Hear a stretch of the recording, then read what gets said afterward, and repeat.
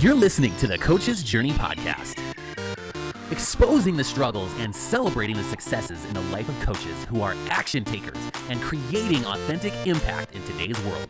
Whether you're just starting out, expanding your reach, or exploding your impact, you're in the right place right now. Stay tuned and be sure to subscribe to this podcast. Now, here are your hosts of the Coach's Journey podcast. We are good. What's up, Coaches Nation? Great to see you this week. I know I took last week off. I was on a super cool mission out of my town. And so Faisal, our co-host here for this amazing episode or for this amazing podcast, totally took the helm solo, did not crash the ship. Right. Well, that remains to be seen. Yeah. Let's get some feedback on that. And quite honestly, I think he revels in the opportunity to have the solo attention and be able to just share whatever's on his heart, on his mind freely without having to get, without my interference. So I think he really loves it. Enjoy your interference. Thank you. Thank you. So we are going to talk today about professional identities. And so the way that I think about it, when I transitioned as a coach, I felt kind of like I had a multiple personality disorder. Now I'm a psychologist, so I know what that technically means. But as applied to business, it means like, I think about it like I've got all of these identities and they all come out at different times. They have different needs and they take my attention and my ability to really have a united effort forward to success and progress in life. And so I have and am working very hard at how to integrate all the different things that I'm passionate about and that I love doing into a united path. And I know that Faisal is also doing that. So today's episode is we're going to talk about that, what that looks like, maybe some ideas, some suggestions, things we've seen other people do. But maybe you are a coach that really has two very separate things. You've got a corporate job that you're doing very well in. And maybe your coaching is something you do after hours and you really want to keep those separate. So then what? Then what do you do with your energy around that? So we're going to talk about all of that stuff today. But first, let's share some wins like we always do. Faisal, what's up with some wins for you? Yeah, a big win on the personal side and maybe even on the professional side was that we just yesterday on Saturday we got our motorhome back after a long 14 months of not having it. And so I'm really getting excited about the here, at least in Ontario, Canada, the spring, summer, and fall, at least a big portion of that we're gonna basically plan out. And I went to the provincial parks website. Is like, holy shoot, it's already getting booked. So we're gonna be booking at least once a month to go away for a week. So part of my work will be there and just testing that out. And it's different for us now because last time we tried it, our daughter was too young. And I had some challenges around that, but this time I think we're hopeful it'll be a different adventure. Hopefully nobody breaks into the RV again. I'm putting alarms, whoever's listening to this. So for those of you guys that don't know, you got to give a backstory to the whole nobody break into my RV again. What happened? So we had it parked somewhere else. It was just too big for our place last time. And it was a parking lot we had rented. It was just a bunch of commercial parking lot. It was closed, but gated, but somehow they got in there and we left it for about 5-6 days there. And it was the end of fall. So I'm guessing they assumed that it was being left for the whole season. And we go there to just check because we were going for another trip. And I opened the door. It's like, looks like somebody was living in there, and we left it completely clean and packed. Like, oh shoot! And then we look around. It was like a mess. The washroom, there were drugs. So it was actually in the beginning stages of being turned into a meth lab. Mobile meth lab. Yeah. So it was one of those scenes from the movie, and we had to contact the police department, they couldn't trace, like you can't track these people. So the police are nothing what they show in the movies. They basically came in, they're like, I'm sorry, we can't do anything about it. They're like, they felt bad for what happened. They're like, you need to get this out of here, even though I wasn't allowed to actually do that until they did a bunch of, they're like, I suggest take it out of here, deal with the others, because if you leave it here, more than likely it'll come. Like, shouldn't you guys be like, no, Like, we can't do anything about this. Hide out and wait till they come back and Yes, arrest that's them not and what charge happened. them. They're like, we got other things to do. Like, just get it out of Campers, here. the least of our concerns. Yeah, and they probably have all sorts of other things. It was in the middle of the pandemic too. So yeah, since then, just it became an insurance case, and it was just the worst experience with both businesses, the insurance company and the dealership, that I've ever had. Pretty much, basically, like, short of them saying we don't care, they pretty much did everything to show that they don't care. Oh, man. So it was finally about after 14 months, and we are actually going ahead with a lawsuit as well with that. So yeah, long 14 months, but we're happy to get it back, go back on the road. We are not gonna let this negative experience stop us from the adventures. Absolutely not. If nothing else, you have developed significant perseverance over the past 16 months. Yeah, definitely was a place that I had to work out a lot of internal stuff. All the rage against all this stuff. Is that when you decided to buy your home gym so that you could just go down there and just punch the bag? Pretty much. Pretty much. It was in response to the insurance companies. No, that was a separate thing.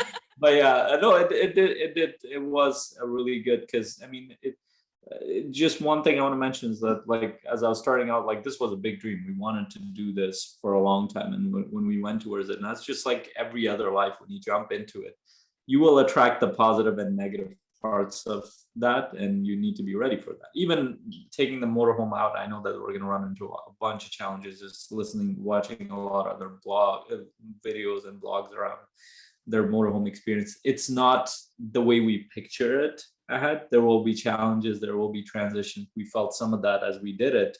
The first couple of times was stressful because we were trying to figure out so many things in there. But I think it's that idea around it of adventure, freedom, being in nature, that I just love so much. And if you love that, then you will work through some of this stuff. Absolutely. Well, that's exciting that you're getting it back. I'm sorry all the stupid stuff you've had to go through up to this point, but yeah, it's going to make this super sweet when you guys get to go on your first. Yeah. There's a movie called RV. Have you ever seen it? Yeah, I've watched that. Good thing it wasn't that bad. Right. Oh my gosh. And of course, like Chevy Chase has all the movies about, camping and stuff like that. So yeah, we're looking forward to camping season as well. Fortunately, we were able to park ours in front of our house, so it has not been. Yeah, now it's in front of my house. It's not going anywhere. With extra cameras on. A little paranoid now. People get too close, it's like, get away. I'm coming down. Wait, my coaching session. Oh, there's somebody on the other side of the street looking at the water. Oh my goodness. Well, that's exciting. I'm so excited for you. So my win is the fact that it's not the fact that I wasn't in the podcast last week, but what I was doing, travel to Florida. One of my dreams is to get a beach home. So I was on the hunt for a beach house. Ideally, I would love a literal beach house on the beach, look out your backyard, walk out to the waves. Didn't get that this time, but this is our first out of state investment property. So we'll get to vacation there and then we'll rent it out otherwise. It's just been a cool experience being able to do something new, something I know, but kind of it's like the next level. There's a lot of newness around it, which just energizes me. And I love coaching investors. And so it's been interesting because I've been documenting my journey, doing a lot of Facebook Lives, like, hey, I went to saw 4 houses today. This is what I saw. These are the kind of features I was looking for. This is how I'm analyzing the properties. I was kind of sharing all that information just to kind of help people if they wanted to do it. And I wasn't expecting the amount of feedback and interest that people have been having in my journey. And so it's just been super exciting. I'm excited and other people are excited, and hopefully it's getting them to think about, how they could do some things in their own life. So it's been an amazing week. Super, super packed full of stuff, but an amazing week. So that's my awesome, win. Sheri. Yeah. Well, So congratulations. I know thanks. that brings out your creative side, and you love that. It does. So within about 5 weeks or so, we should be the proud owners of a couple log cabins, which is ironic in Florida because log cabins is more of like what we have. Ooh, that sounds like a place I want to go to. So yes. So the creativity is being able to marry the log cabin with the beach theme, and I'm so excited. So it's going to be totally fun. We might have to have a leadership retreat down there. Ooh, yes, excited.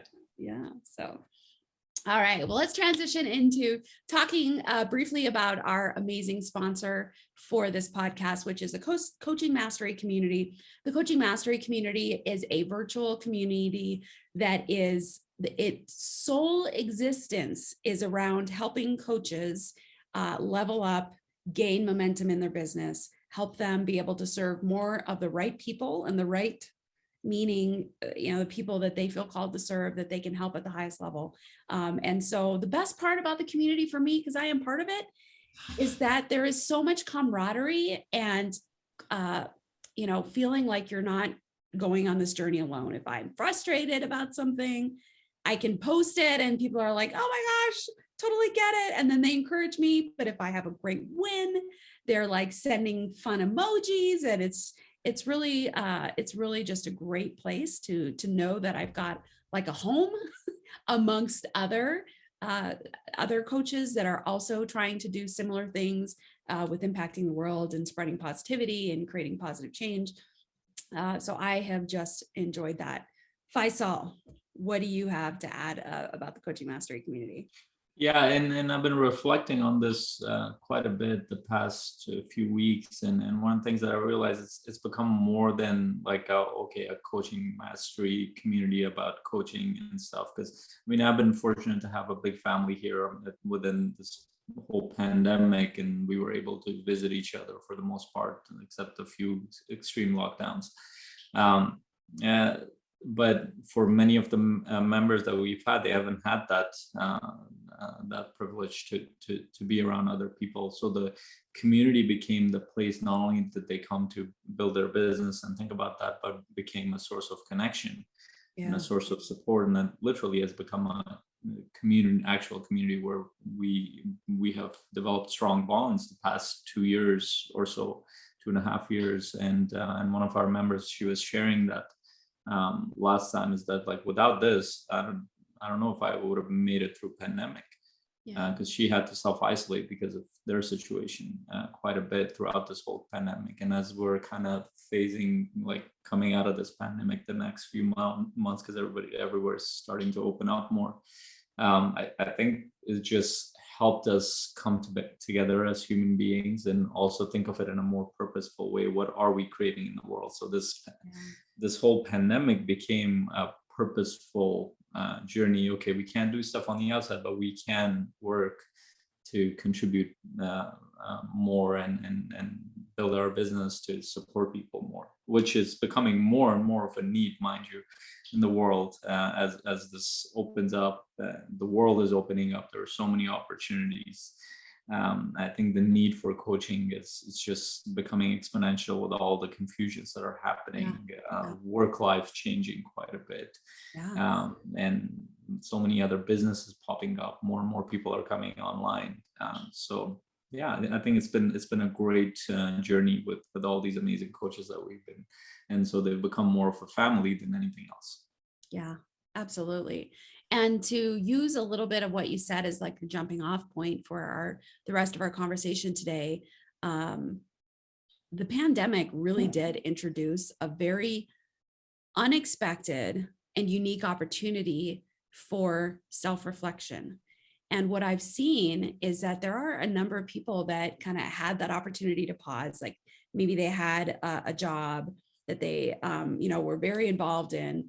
And then the pandemic kind of did one of a couple things. It either, for some people, depending on their job, it gave them a moment of pause where they couldn't work.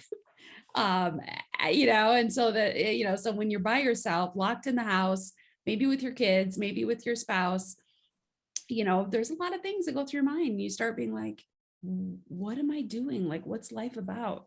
And for some people, the pandemic actually increased the amount of work and the amount of activity that they had to do with their job. Like for example, with teachers, like all of a sudden their normal routine got completely shaken up. Maybe they had a few months of downtime. But then once there was recognition that this was going to be for the long haul, and now they had to figure out how to do it virtually and all this other, like it was a complete change. And so I know a lot of people's workloads significantly increased. And I think there was a lot of scenarios that have led people that have thought about being a coach, led them to actually taking the jump into coaching. So then the question becomes, what does that transition look like? Is it a full transition? Are you still doing two things at the same time? But whatever the scenario is, and even reflecting on my own experience, there's this really challenging period of time of thinking about, well, okay, let's use a teacher example. I was a teacher. I've been a teacher for so long. Like that's part of who I am. And now I'm not a teacher anymore. I'm a coach. Like, how do I even tell my friends about that? What do I think about that? What are the stories that I'm telling myself about my transition and who I was and who I am and how it all ties together and the value that I had or that I developed and the skills from the past? How do I apply that to now? And how do I verbalize that? How do I market that? Like it's a complex beast. In my opinion, I think for a lot of people I've seen as well, it's there's this whole shift that we have to have about our identity, personal and professional, because it's hard to, who you are as a professional is also who you are as a person. And so that transition can be very challenging. What have you seen kind of happen over the last year to year and a half in that respect? Yeah, and those are some great points there. And it kind of reminds me of a few experiences with my clients, and a couple of them I've actually, that exact scenario you're talking about, moving off of being a teacher to coach. I've had to have had the privilege to go through that with them. But also, I feel like just the bigger picture of it is that there are two components here. One is making sense of our own identities internally for ourselves, how congruent we feel in different parts of our life, and then making sense of it out in the world.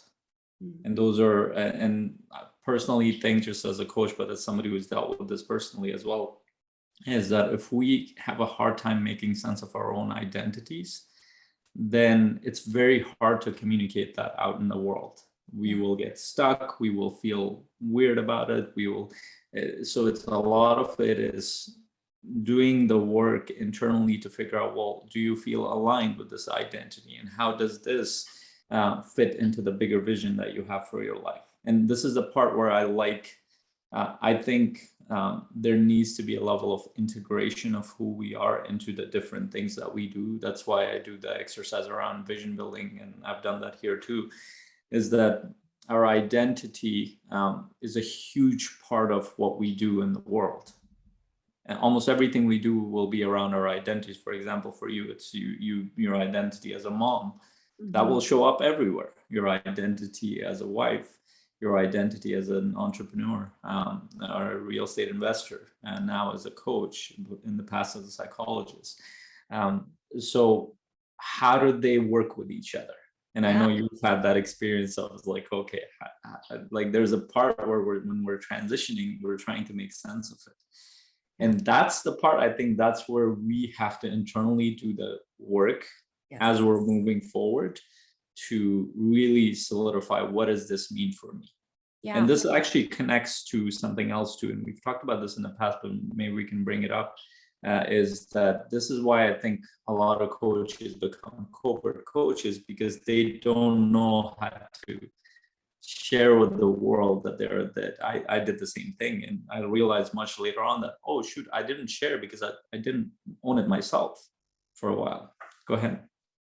Yeah. And one of the challenges I've seen is, and again, this is all perception. I'm not knocking coaching at all, obviously, because I am a coach.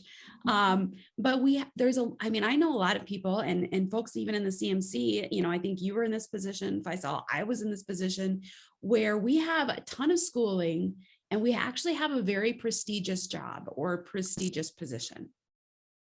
I have a doctorate. You were an engineer. You went to school for that. There's a couple folks in the CMC that come to mind. They were extremely successful in the financial world. One gentleman's in Europe and was very high up in the banking system. Another gentleman was at the top level C-suite as a CPA or an accountant, and just did amazing. But there was something about their job that didn't feel as fulfilling as they felt like they could do and be. And so then coaching kind of, in different ways crept in, that idea. And so that transition out of a very well-paid, prestigious position to all of a sudden being this ambiguous coach in a world of lots of coaches that, there's not you're not getting hired into a specific position that you get to just jump into and start working from. All of a sudden you have to, when people ask, what did you do? Why would you give up that job? And I know a lot of people told you that, your family and stuff like that. That's can be a hard thing to process. So I do think, as you're saying, Faisal, there's the inner work that we have to do and really coming to terms and being okay with why we're making the switch, what that means, what that means to our identity, our ability to contribute and serve, all of that, what it means to our family, all of that. And then I think the extra layer of complexity is then, well, how do I communicate that to the world? And maybe some people don't care about, the communicating that to the world, or it's just whatever, and I think some of that's based on personality. Some people couldn't give a, two shakes about what other people think. Other people are extremely devastated. I don't know if that's fully true. They might not fully admit it, but that's a whole part of who we are as human beings. We're gonna care at a biological level what other people think. It's a matter of how much you want to admit at the end of the day. And if they, even people that I've come across who are very confident and they don't say, I don't care what people think, to some degree they do, because we're a social being.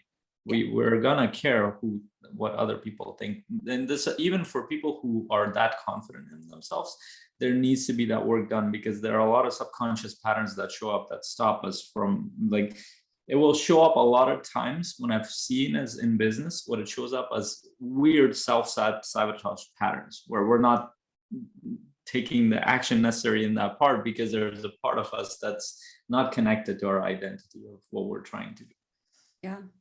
Yeah. No, that's a good point, that fundamentally we're kind of hardwired we are hardwired to be social creatures, and we care what other people think. I think there's a spectrum on how much that really impacts and how sensitive people are to that, and how much, they internalize other people's perspectives versus how much, in psychology, we call it ego strength, how much ego strength somebody has, being able to withstand a lot of that stuff. So just it's, so a lot of us, we just are in kind of these different positions. And I'm curious, Faisal, how did you what was that developmental progression for you as you made that step into a different professional identity? And, did you were you able to incorporate your engineering background somehow, be able to speak to that? And make sense of how that transition happened and Yeah. all of that? So there was a lot in there as I look back, but it all comes back to the identity piece and how we make, for me, how I made sense of it.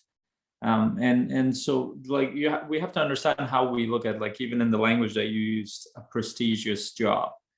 So that extrinsic reward that we've been given around having a prestigious job, which shows up in the form of money coming in, but also in the form of status. Yes. That is a very like powerful driving factor for human beings. But on top of that, when you amplify the fact that it's reinforced in a positive way, a lot of people have a very hard time letting go of that. And I dealt with the same thing. Well, I worked hard to study for this thing, and potentially I could have a very successful career, considering I was really good at it, even though I didn't feel fulfilled a lot of times. Letting that go meant that, one, I had to let go of all those years of studying, and this is how I was taught to think about it. But also the recognition that came, the money that came, and all that stuff around it. And this is one, we have to start to make sense of it differently, which I know that many coaches have had to battle with this. But also the other side of it is that there's a price to be paid for, first of all, any choice, but there's a price to be paid for freedom. And so what is your idea of freedom, and what does that mean to you, and what price are you willing to pay for that? Because any choice we make comes with all sorts of consequences. Even just take something as simple as getting married. You're going to be sacrificing quite a bit of stuff in terms of your freedom if you were going from single to married, two different worlds. Yeah. And then think about it from there to having kids. Huge difference. Yeah. But why are we doing that? What is the reason that we're doing that? And that reason is so incredibly important. And that connects back to our identity of, well, why do I want to be with this person? Why do I want to be a parent? And then we make these choices consistently, and we try to make sense of them. And you find the same problem in that world too. People who are psychologically, they haven't made sense of them, and they jump into marriage, they have a very hard time with that, because it's hard. It's not easy. Having children, same problem. Going into business, same exact problem. And a lot of it, I think, has to do with how we're taught to think about these things. And I'll give you an example around this. So I've had one of my clients who transitioned, just exactly as you said, from being a teacher to becoming a real estate investor. And every time she came on and these are group calls, it was like her identity was stuck with being a teacher. Yeah. But she was limiting herself to a very key, she didn't see that. But she's like, I'm a teacher at heart. And she loved going towards the real estate for the specific, I think, similar reasons as you, as the creativity that brought for her all sorts of things that she loved that part of it. But she kept always getting pulled away. But I loved certain aspects of that, except it didn't give her the lifestyle. It didn't give her the fulfillment to a greater degree. She just loved working with kids. Mm-hmm. So one of the sessions as we talked through it is she was trying to make sense of her own purpose. She was trying to make sense of her identity as she was moving forward. And the block she had was that, I don't know if this real estate investment thing is who I am. And she wasn't moving forward. And basically, from where I was, the way I was looking at, she was framing her identity as a teacher into that specific context of a classroom. I'm like, well, what would it happen if you bring part of that identity into real estate investing? And that just opened a different world for her. And what she noticed was, hey, if I can learn this, I can teach this. Yeah. And that's exactly what she did. She created courses around it. Yeah, I love that. And connected to her identity as a teacher. Yeah, extracting the things out of your previous identity, for lack of better words, extracting the things out of it that you really, really embodied and embraced, and be able to then take those characteristics, those skills, giftedness around that and be able to accentuate that, in kind of the new endeavor or the added endeavor, if you're kind of doing two different things. I love that. There's a visual that comes to me around identity that's really important. That's why I think in coaching, one of the most important tools is identity. Because identity is the container that holds a lot of things. It holds values, it holds emotions, it holds thoughts, it holds the way perceptions, models of reality, beliefs, so many things. It's the container, the structure that carries everything forward. The problem is that after a little while, these structures become unnecessary. For example, this naturally happens. Like when you've been a mom for the longest time, and then at some point your kids are gonna go off, you have to start to let go of that identity. And we know that psychologically parents, especially moms, they can go into depression because of that, because that identity is so much a part of them. Yeah. So the way I look at it is that, go ahead. I was going to say, just let me interject. I will always be a mom. I bet. And so to refine what you were saying is, when my kids all leave the nest, there's a transition from being a super busy, very involved mom to having to take a step back. So the role changes, the identity remains the same. I'm still a mom, but how it's expressed and how I experience it and the relationship, that changes. And so yeah, that, there's that's exactly what I wanted to say, is that the structure of the identity starts to shift. You will always be a mom. Yeah. That will never go away. Just like I always, so for example, let's take engineering, my profession. I will always be, an aspect of engineering is with me. It lives in my coaching. The way I design everything is the way I used to think about designing machines. Yeah. In the sense that I look at the bigger picture and see how the parts fit together. And I'm able to do that very well because of that. I love that part of it. But you being a mom doesn't stay, it doesn't just apply with your kids. The nurturing part of that, the all the struggles around being patient, being connecting, working hard to connect with your kids, all that stuff naturally translates. It's a matter of how you shift that structure around, or how you take the contents of it and fit into the new identity that you might have. Great. Now I can start telling my husband what to do. Yeah. So I think it's such an intriguing, such a complex and such a powerful area of human beings. And what has ended up, so for me, in my experience, what happened as a coach is that I started to notice movement forward in my business when I started to own the identity part. Yeah. And by owning, what I mean is that when I started to say, hey, this is a huge part of who I am, and regardless of whether this gives me status or that for even if it doesn't give me any of that stuff, that vision that I see around it is much bigger and much more powerful than what I had before. Yeah. So part of that letting go of that is letting go of the certainty and that security around that whole thing, is looking at the possibility of what you're creating. And I think that's incredibly exciting for human beings, that novelty and that call to adventure, but also that call to creation and creativity. So many things, that challenge that come into that.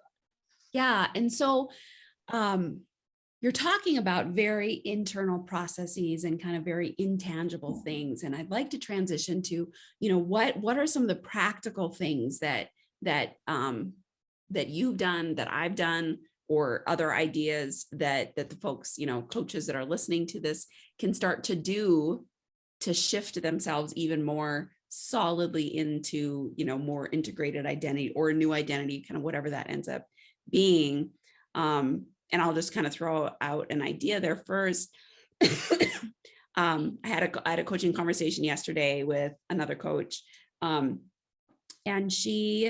she still has her original job, her original identity, and she's putting coaching in there, and she's coaching people in that sphere of what she's been doing for the last 20 years. So she's not changing, she's adding another component. And her concern, her fear was, if I let people know in, like clients, her own clients in this severe that she's also coaching now, they're going to think I'm more distracted because she's in a sales environment. They're going to think I'm more distracted, and then I'm not going to actually serve my own clients as well. And so she had this story in her mind that by adding the coaching and letting people know that was actually going to set her back in her own business.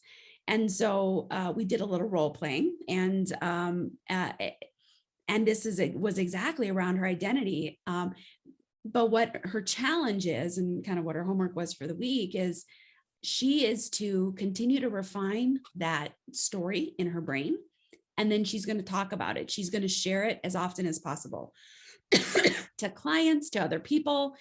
So it's a process of refining, it's kind of like that elevator pitch. Like, how am I going to pitch that I am a salesperson in this sphere, and at the same time, I'm a coach, but my coaching actually doesn't detract from my ability in this sphere. It actually adds value. It actually demonstrates it's social. And this is kind of what I use. It's social proof that you are actually good here. So it's kind of a feather in your hat, as a way of selling and marketing what she does. But kind of the point of that is, I just, and I've seen this for myself. I have to just verbalize it to people. I have to tell people. I have to go to the cocktail party. I have to go to the Chamber of Commerce event and tell as many people as I can why, that I'm a coach, a high performance coach, and why I'm doing that and what that means. Cause I always get the like, you're what? So I intentionally put myself in those positions, which I would not, is uncomfortable for me, but I would intentionally put myself in those positions to force myself to figure out, okay, how am I going to say this? I didn't have anything memorized. And so I was kind of just rolling with the cuff, but I've gotten to the point where I am definitely better at extemporaneously sharing, this is what I do and this is why I do it. And, and especially people that know me as a psychologist, it's, I'm kind of able to integrate like how that shift happened and why it is and how it just makes sense. And of course I would be a coach now. I mean, I'm able to frame it the way that I want to frame it. So that's my suggestion is just practice telling people what you do and around that transition as much as you can, because that is inevitably going to help you figure it out. Yeah, I love that. And to me, the way I look at it is, the way you demonstrate it to me, that's why I think the internal part is more tangible than the external. The external a lot of times comes out as an expression of that internal, because you would have to make sense of that first of all with yourself, that, hey, this is going to be my identity. And then the challenge part comes in is how you start to speak your truth. True. Outside. Yeah. And I don't disagree with you. You keep on going back to the internal, but you got to have it done internally first. And I'm just like, but I don't know that that's true. And I'm processing this as you're talking. So I'm just going to say it that I think I'm very much an external processor. The more that I talk about things, the more that I get clear. And so I think that's why it was so important for me to tell people, because I wasn't even sure yet how I thought about it inside. But by externally processing it with people at a cocktail party, that was part of my journey to ultimately figuring it out myself. So I didn't start knowing exactly internally. It developed as I was talking about it. Yes. So that relationship is really important. So as you make sense of the first step of it, then you challenge yourself, you go out half of it, and this is where a lot of clarity comes in action. Yes. It doesn't come before. So part of the clarity comes as we do the internal work, but then as we express it in the external world, we start to make sense of it more, and then it goes back and there's a cycle around it. Yes. So I really love that. And that same thing happened as I started to challenge myself to start expressing what that is. And this is one of the reasons why in my group sessions, I will put people in breakouts to express and I literally say express their truth. Because if they can express their truth in a safe environment, they develop more confidence around it. Yeah. They develop, and especially if the other side is more supportive. But even if it isn't, you still get the sense, you know the feeling. You get the feeling around it as, hey, oh, maybe this is, because once you express it, you know what that expression does to you. It's like painting. Like when you paint or when you do some kind of creative thing, and speech is another creative aspect of you, there's a tangible feeling that comes with that. And if you feel aligned with that, you're going to want to do more and more of that. Yeah, the image that always comes to mind when and you kind of brought this out, that you've got to act, and through action comes clarity. And I always think about, as somebody said this years and years ago, but you can't steer a cruise ship that's anchored.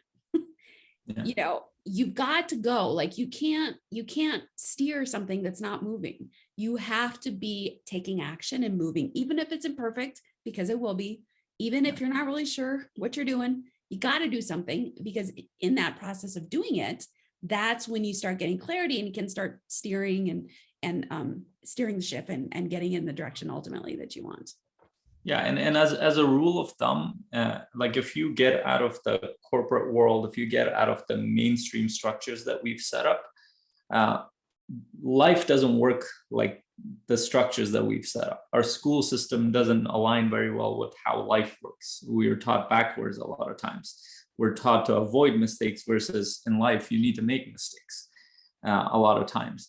So whether in this, as a rule of thumb for business, and especially business and coaching, but it's all the same, is that if there is no movement, you just don't have enough data for you to take the next other step. It'll all be in your head. You don't have enough data unless, and that's why part of the journey that I share, initially I did a lot of things. The negative part of that was I was very scattered, but the positive thing was that I got a little bit of experience from all these things as well.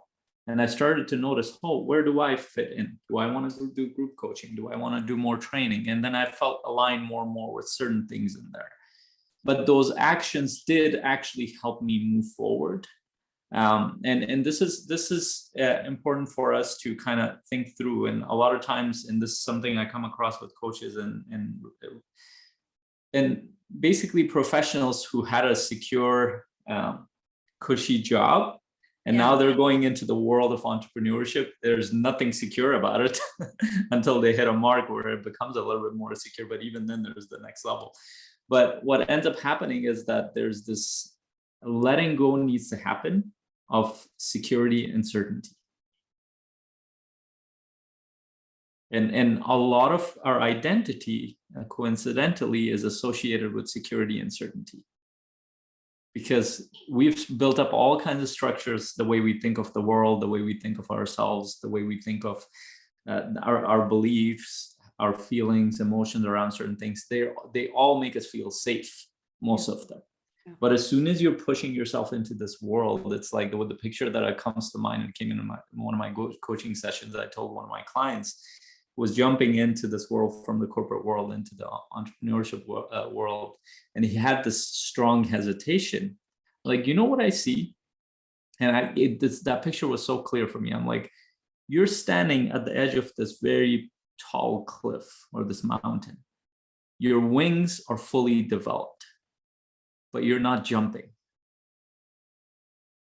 The wings are there, but you don't trust those wings yet. And as soon as I said that, he's like, holy shit, that's how I feel. It's like, I know it, that I can do this, but I just can't seem to jump off. And that's so that's why in the beginning, as I shared this, you have to, in your vision, figure out, why is this so, how does that bigger vision come into this? Like, why is this so important for you to do that thing, for you to create that life? Because if you can't, it's too difficult. If it's not fulfilling enough, if it's not connected to who you are at your core, it's not going to challenge you to grow. It's not going to bring that creative side of you. It's not going to connect you to a different world that's much more amazing. It's not going to do all that stuff. You're probably not going to make the jump. Yeah. And also the other side of it is the pain from what's happening. We need to amplify that part. Why do you want to leave what you're leaving behind? Yeah. So I got to ask, proverbially speaking, did you come up behind him and like go boop and push him off the cliff? Like, tell me you did. I did. Yes. I did. So and that's actually one of the things that so most of the people that I work with, they're professionals who are transitioning into full-time real estate investment. And like I've seen this so many times that it is just, after a while it becomes a little bit like comical. They will have, like, it's not even about whether they can do this or not. Some of them will have been in that profession for, like, they've done investing for 4 or 5 years. They know exactly what to do. Yeah. But you know what they can't let go of? That idea. It's not even the job, that idea of that security, the idea of the fame that they got out of it, the idea of recognition that they got out of it. It's all ideas. Mm-hmm. They could have jumped in before they came to me as a coach, but they didn't have anybody kind of challenging them and getting them to think about why they're holding on to that. And the whole thing goes back to fear. Yeah. And that's why I love one of my favorite books, Brendan Burchard's The Motivation Manifesto, where he explores the two themes of fear and freedom. And so understanding that a lot of things that we hold on to, they're just constructs in our mind that are given to us. And letting it go is really hard because they become a part of who we are. Yeah. And then that action piece is really important. And a lot of it, like you said, we make sense of it as we take action in the world, as we connect with others, as we speak our truth, as we get feedback. And this is why I think our community is so important. I think one of the big reasons why my growth got accelerated is because I got feedback outside of my own environment, which looked like this. Why the hell are you leaving a great career? Why would you want to go towards something like this? Why are you always making videos that are not giving you any outcome? Imagine you getting constant feedback, like, and no other feedback. That's a pretty hard place from which you can work from. But as soon as I got a different kind of feedback, hey, that's really amazing. I never thought of coaching somebody like that. Oh, I love the thing that you're doing with reaching out to clients from there. That's a very different quality of feedback that we need to grow as human beings. Who we choose to spend our time with totally matters. Totally matters. And as a related aside, I love that you have brought your wife into the coaching world. But technically she brought me in the world. But she went into her world for a while and then she's coming back. Okay. Interestingly, I've shared this before. She got the certification first, but she decided to hand it over to me. But now she's making a comeback. So she made you do the hard work and paving the path. And now she's like, I'm just going to come up behind you. I come to think of it, she might be the mastermind behind all of this. She is. Sorry, you're a genius. Are you? Yeah, that might be the truth. Maybe that's why they say behind every successful man there's a woman. Oh, that's hilarious. Well, we are gonna need to wrap it up here. Faisal, what your voice went down. Oh, I can hear you, but it's very low. That's bizarre. All right, can you hear me better? I hear you the same. I can hear you, but it's very low.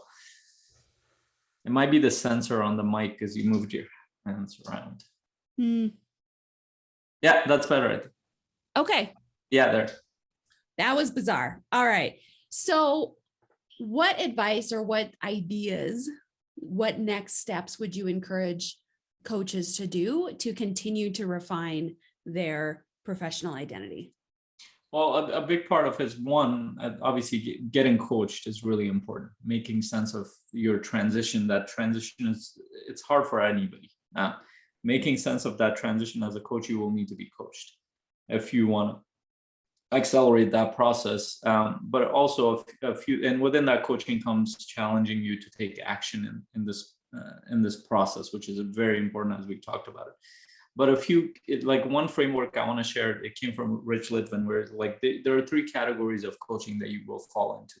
You're either a full-time coach who does this full-time, either just that business or it connects with another business, just like you, Sheri, or it could be part-time. I wasn't trying to give the finger.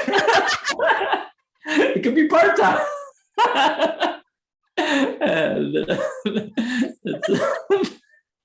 Well, to all the coaches out there, I thought that was was directed at me, but No, it wasn't. So maybe subconsciously. oh, So you're either a full-time coach, you're a part-time coach, which means that you're doing something in a different field, and this is a part-time thing you want to carry on. It's an interest you have, and then the third part is that you're using coaching as a way to, for example, help your team move forward within your business, within your corporate structure, however you are doing it. But actually putting yourself in one of those categories and understanding how do you want to do this, move this coaching business forward, because they will require very different strategies, especially the one where you're going to be more with your team. You might not need to think about the business side of the coaching at all, and completely letting go of that side and finding a way to get better on the coaching skill sets and integrating it in your community, wherever that is. But on the part-time and full-time side, even those will require different strategies, but they're both close together.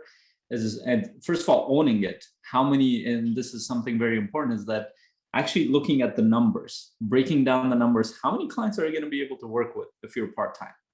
Are they going to be group coaching clients, one-on-one clients? Are they just going to be a part of your, like a small number of people you work with when you do your trainings or other things that you're doing? And as a full-time, that's important as well, is understanding how many people can you actually work with, how much revenue that's going to generate, all those numbers that you're going to be able to track. And you're putting aside a lot of the emotional things as you are able to track this stuff. It becomes really important to kind of make sense of where you are on that coaching journey and how does it apply to that long-term vision. So just thinking of those three categories might be helpful. I think when coach is starting it out. Absolutely. So if you are a coach and you're listening to this, and if you're listening to this, you probably are a coach.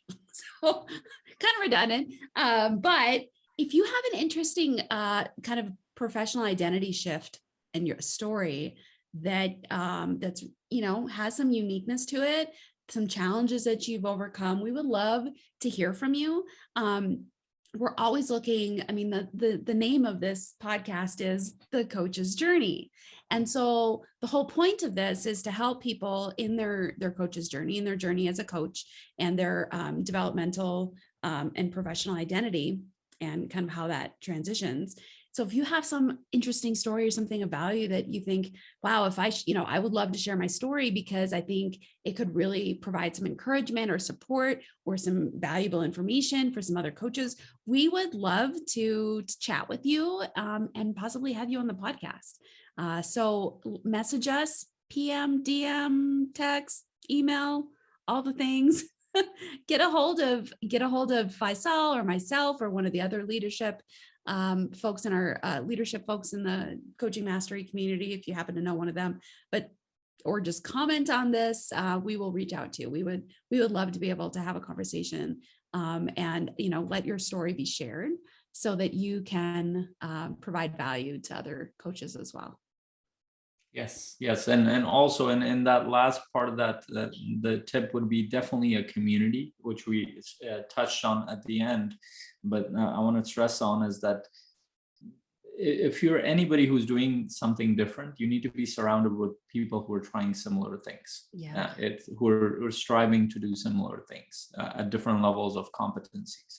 Because if you're not surrounded by that, it becomes a huge uphill battle. I've seen that with my family members. I've seen that in the coaching world and all sorts of other business worlds where people struggle because they are in their own world. So whether you join coaching master community or any other community that will support you to consistently get that feedback to move forward and actually stay in the game. And if anything is more important is whether you're in the stock market or in real estate or coaching, is the most important thing is staying in the game, because if you get kicked out, then you have no chance. But when you stay long enough, at some point you're going to make a breakthrough in this world.